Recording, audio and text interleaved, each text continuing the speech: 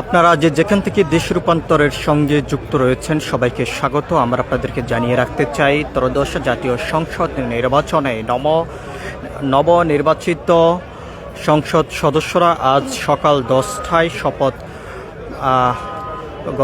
পাঠ করেছেন এবং এরপরেই শপথ নিয়েছেন এবং মন্ত্রী পরিষদের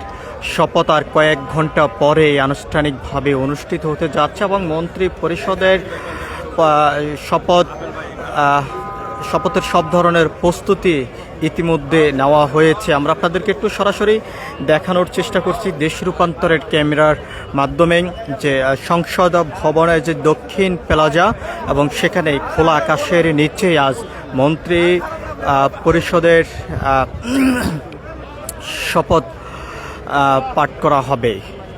আমরা আপনাদেরকে জানিয়ে রাখতে চাই, সকাল থেকে আমরা যেমনটি দেখেছি সংসদ এলাকার আশপাশ এলাকা জুড়ে ব্যাপক আইনশৃঙ্খলা রক্ষাকার বাহিনীর তৎপরতা এবং দেশের বিভিন্ন জেলা উপজেলা থেকে নেতাকর্মী সমর্থকরা এসে এখানেই অবস্থান করেছেন, এমনটি আমরা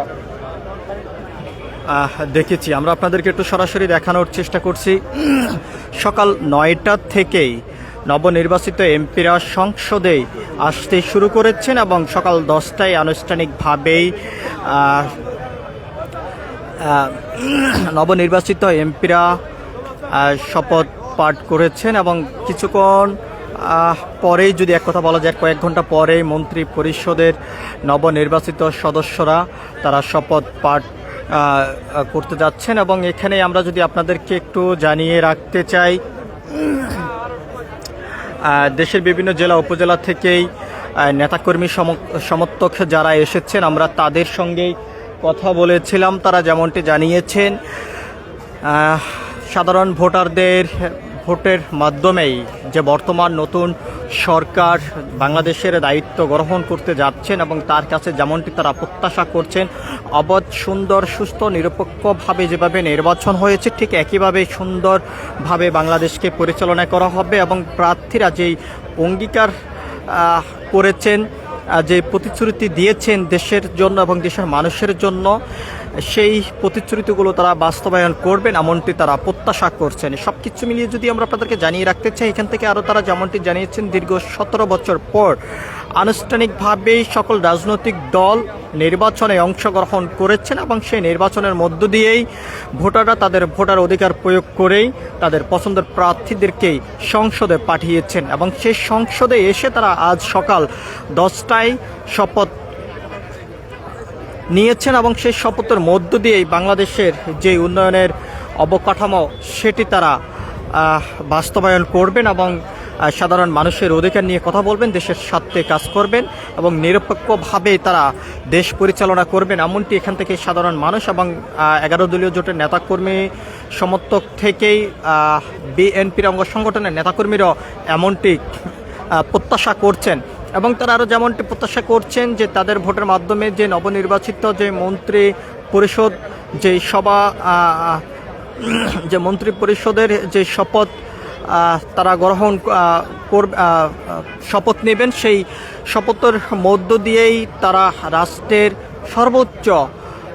উন্নয়নমূলক কাজগুলো করে যাবেন এমনটি তারা প্রত্যাশা করছেন এবং প্রতিটি নাগরিকের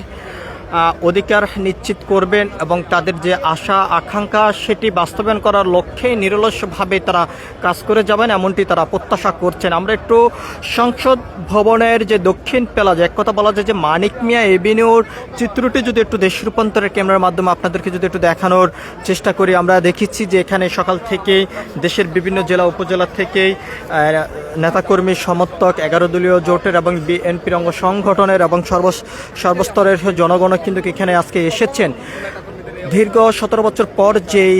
আনুষ্ঠানিকভাবে প্রতিটি রাজনৈতিক দল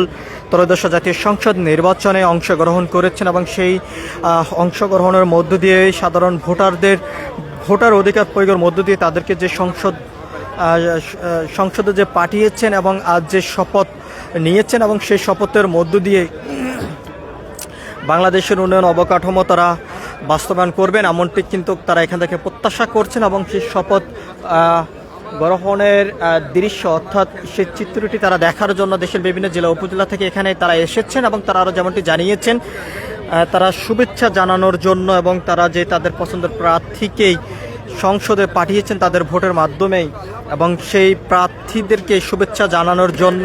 তারা এখানে এসেছেন বলে তারা জানিয়েছেন। আমরা আপনাদেরকে দেখানোর চেষ্টা করছি, এখনো পর্যন্ত সংসদ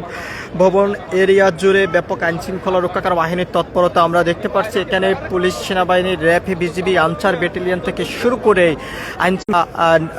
নেবেন এবং জনগণ যে দায়িত্ব তাদের কাঁধে তুলে দিয়েছেন সেই দায়িত্ব নিরলসভাবে তারা কাজ করে যাবেন দেশের জন্য, রাষ্ট্রের জন্য এবং জনগণের অধিকার প্রতিষ্ঠা করার জন্য, এমনটি এখান থেকে তারা প্রত্যাশা করছেন। এবং এখান থেকে আরও যেমনটি জানানো হয়েছে, দীর্ঘ 17 বছর পর্যন্ত তারা সাধারণত যে ভোটের যে অধিকার সেটি কিন্তু তারা ফিরে পাননি, এবং 17 বছর পর তারা ভোট দেওয়ার যে অধিকার সেটি পেয়েছেন এবং সেই সুযোগে তারা তাদের পছন্দের